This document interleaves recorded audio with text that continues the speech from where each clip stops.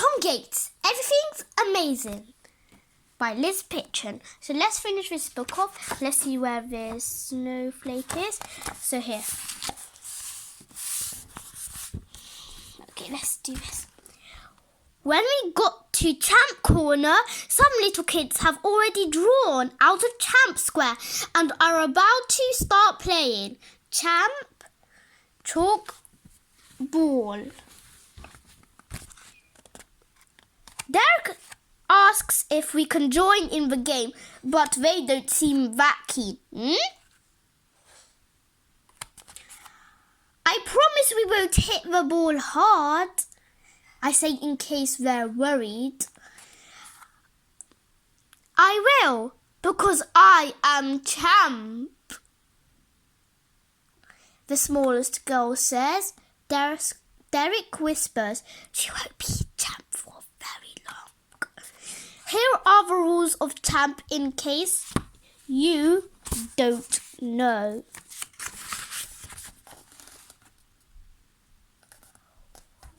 Rules of Champ. It's a bit like cheap tennis. Use your hands to hit the ball. No scooping. Only one bounce allowed, but the ball can go to any of the 4 squares. To become the champ, move around the squares, but if you're out, you go to the back of the queue or to square 4 if there's no one waiting. Champ out, queue. Missed. You must try to stay in Champ Square for as long as possible to become the ultimate champ. Oh yes, I've actually played this game, but it's 4 square, but they allow to scoop. Our mate Solid, who's the tallest boy in the school, wants to join in. The little kids seem okay about it, even though Solid looks like a giant standing next to them like this. Little kids, giant. When we start playing, those little kids are a lot quicker than I expect. I've only hit 1 ball when, pow, I'm out already. Bad luck, back of the queue for you, the girl says. Solid joins in next. He's a bit slow hitting the ball, but not as slow as Derek. You're out, Champ girl says. Turns out that being as tall as Solid isn't much help reaching the low shots in Champ. This puts me back in the game. Missed. When Derek joins in, we try hitting the ball. Backwards and forwards to me, then to Derek, to me, Derek. It's the only way not to get out, and works well until I accidentally pass the ball to the champ girl, then whack! The ball comes back so fast I don't even see it go into the corner of my square. Out again, the champ girl shouts. This isn't as much fun as I thought it would be. The school bell rings, which saves me from more champ humiliation.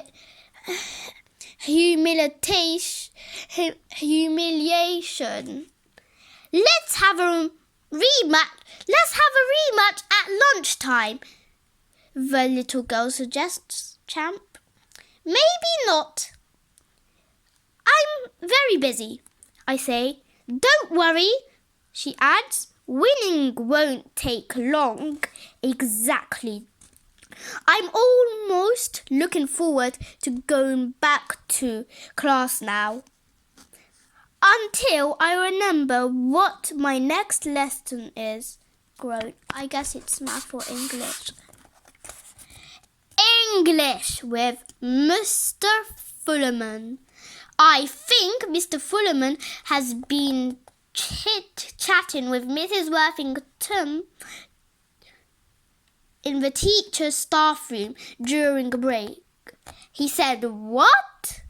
As soon as I came into class, he says to me, "I've been told to keep a special eye on you, Tom," which is a worry. Mr. Fullerman with his special eye. This is the actual him, and here are his one eye. He's an alien. Marcus has his book open already and is busy drawing something that he wants me to look at. What now? Hilarious, Marcus. You're the funniest boy in the whole school. Not. This is you, Tom. Ha ha ha. Not. That is definitely not Tom. This is the actual Tom. And he said, that is weird though. Here is an annoying boy, Marcus. Just when I think that today's lesson is going to be worse than maths, Mr. Fullerman announces that he would like us to write a piece about a pet or an animal. Don't forget to include lots of interesting information, descriptions or stories and facts about whatever creature you choose, which is amazing and perfect timing, because last weekend Derek and I took Rooster, Derek's dog, to the local dog show, so I have loads of good stories to tell now, but I can't start writing yet because number 1, Julia Morton is saying she doesn't have a pet and can't think what to write about. Number 2, Mark Clump has too many pets and wants to know if he can write about snakes and lizards. Number 3, Norman Watson has found a tiny spider and passes it to Julia. She has something to write about now. Mr. Fullerman tells Julia to stop screaming and everyone else to sit down, calm down and think of an imaginary pet if you don't have one yourself. The imaginary pet might be fun to write about. I am a little tweet. Better not. Rooster at the Dog Show by Tom and Gates.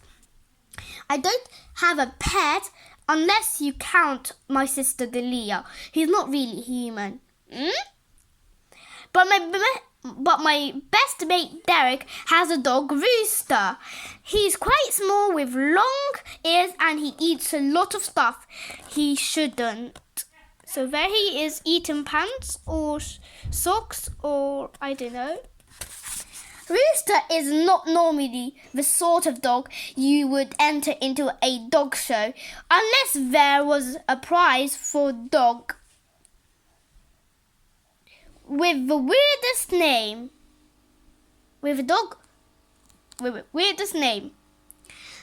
So when Derek and I saw a poster that said local dog show, all dogs welcome, whatever shape or size, we decided it might be fun to take Rooster along.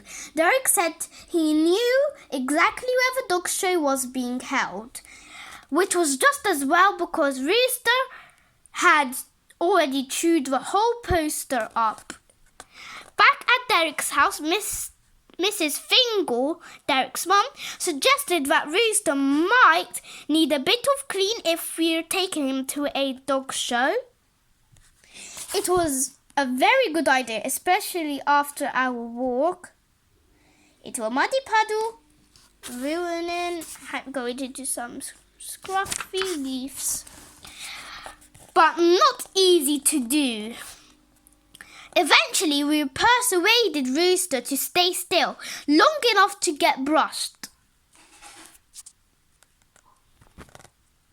There was a lot of unusual stuff lurking in his fur. Bugs, leaves, bits of poster, grass, creatures. After a lot of brushing, Rooster looked much nicer, but he still smelled the same. It's no good, Derek said, holding his nose. We'll have to give him a wash. And that took even long. We needed a few more doggy treats before Rooster finally jumped into the dog bath and straight back out again.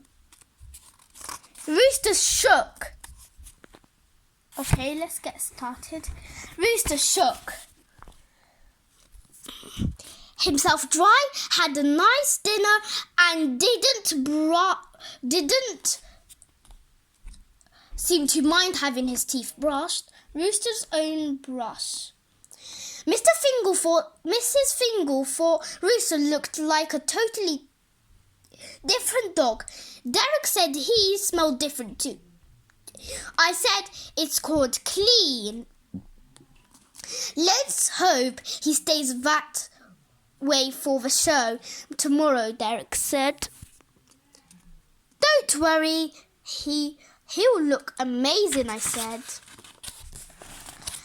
Well, he would have looked amazing if Mr. Fingal, Derek's dad, hadn't forgotten all about the dog show and let Rooster out into the muddy garden in the pouring rain first thing in the morning. Derek panicked. Bye everybody, thank you for watching the video.